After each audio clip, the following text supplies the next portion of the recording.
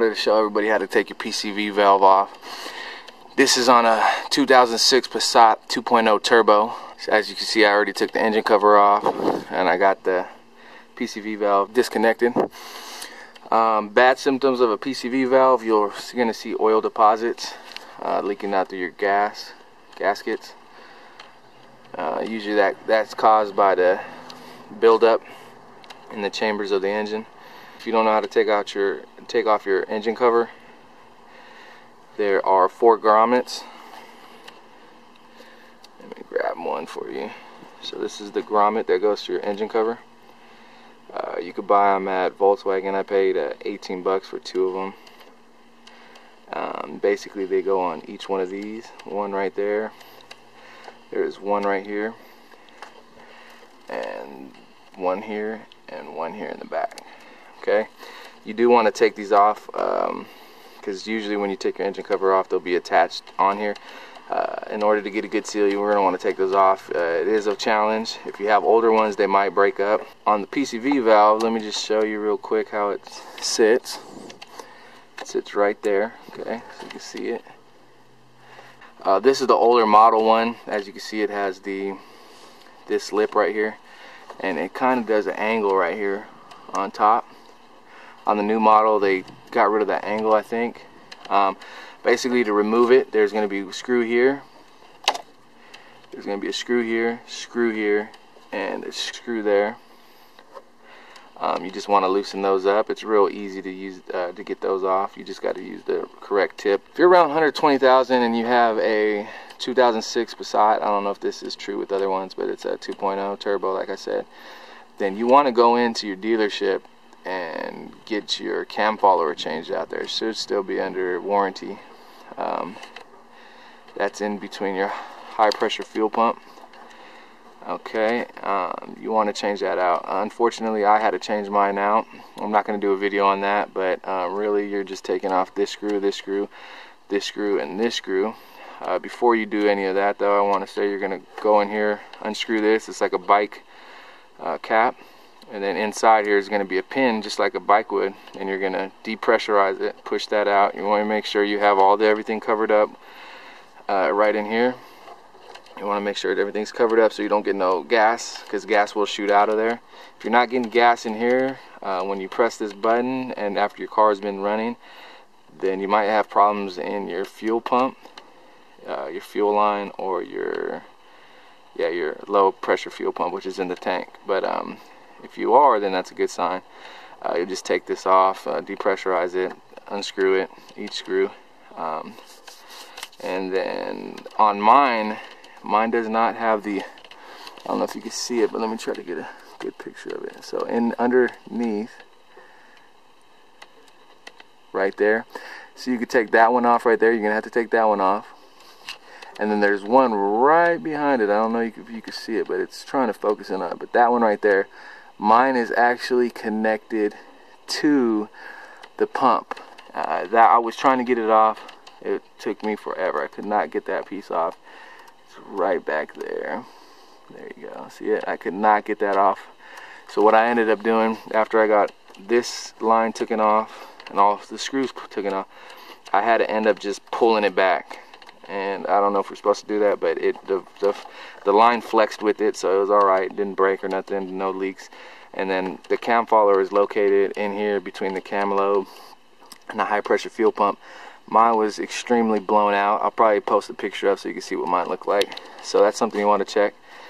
Spark plugs at 140. Don't forget that. Alright, so check it out. This is the old one. As you can see, it has that angle. It slopes up. On the new one, which is that one there, looks like they did a design change. And this is straight from Volkswagen. So the new one, nice and straight, flush. Even the out hose right here is straight. Check this one out. Angled and angled. So that's, looks like it would restrict flow somehow, but it looks like they changed it to that. Now to take these hoses off, pretty much on this one was easy. You just push these two things together pretty good, and then you just pull right out. That comes out. So where it has the lines right there, you push those out on both sides. On this hose right here, this is the one I was having the trouble with.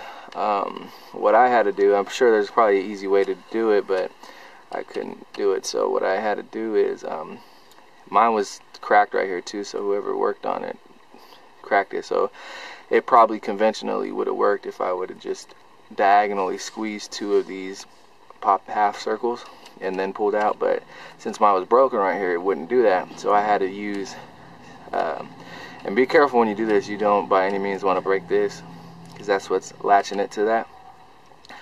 So I had to use a screwdriver flathead and just kind of pry it off. It was difficult. I mean, I'm gonna let you figure that out on your guys' own, because that was pretty difficult for me. Other than that, everything else came smooth. If you check in here, you can see sludge buildup. Pretty good right there, and pretty good over there. So that's why it was needed to change it out. There's also sludge buildup in here. See if I can get a little view of it. There's sludge in there, so it wasn't as bad as I thought it would be, but it's pretty bad. So now I'm going to change it out and replace it. Alright, so I got the new one in. Bam. All I did was basically place it up there in the new slot, snap these in. These just went right in. Snap that in, went right in. Then I tightened it down. I'm not sure if they have torque specifications for the screws, but I just pretty much tightened them down to a good level. I mean, they should be fine. They go pretty deep back, so just went at an angle. I went from here to there to there to there, here, there, and just kind of, you know, make sure it goes on even, and then that's it. It was pretty simple. Right there in front of you. It's easy to change a PCV valve. Don't get intimidated. That same job would have probably cost you, who knows, $800 at the dealership. Now I'm going to go ahead and move on to the engine coils. So I got to change these two ones. Already changed those two, and all the spark plugs. Alright, so I loosened all four of them. As you can see, you're just going to push back on it. This should come right out. There you go. Let's flip that up for now. Flip this up. Damn, it's kind of hard to do one thing at a time, but alright. So, on the engine coil, just pry it up the old-fashioned way.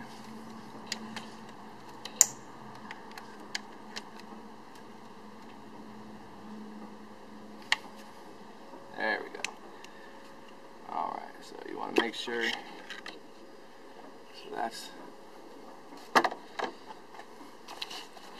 so that's pretty much the old engine coil right there. Now if you did, after you get all that done, if you did want to change your spark plugs are located right in there. You could barely see it, but right in there is your spark plug. Just gonna use your standard, I think it's a 3/8 drive by 5/8 if I'm not mistaken for a spark plug, but you can get that at AutoZone or O'Reilly's. But the big thing is you do want a torque wrench. They could be a little hard to figure out, but once you get it down, it's easy. I'll probably do another video and show you how I got it to 28 feet of pounds on a inch to pound ratio torque wrench. But that's what you need for your spark plugs, to make sure they're tight enough without over tightening them. So I got the new one here. New engine coil. I'm just about to pop it in. Just go right down in the hole.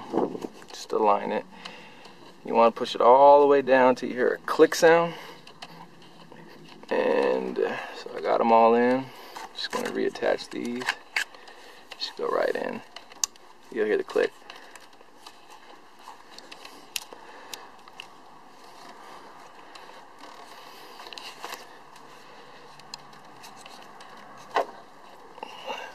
Once you get them all nice in, you're good there. Bam. Now on the grommets, once you get all done, you're going to put the engine cap back on, obviously.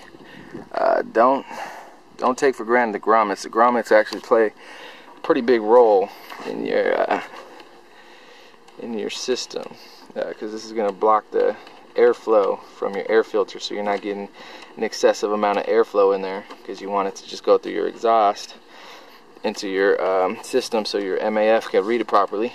So when I do it, I just put it in here, you know, let's pop it in here, and I usually make sure it's flat. I kind of push in, until it's all the way flush, and then you'll see it, there'll be no gap between it. You want to do that on every single one of them, alright, to ensure your system's getting the right amount of air. Tip on the grommet. If you want to make sure that that seal at the bottom is in, what you do is you lift up with your hand, obviously, and use a flathead tip to kind of press it down, because you want to make sure that that seal on the bottom is, you know, as good as can be. That's just a quick tip. Make your life a little easier.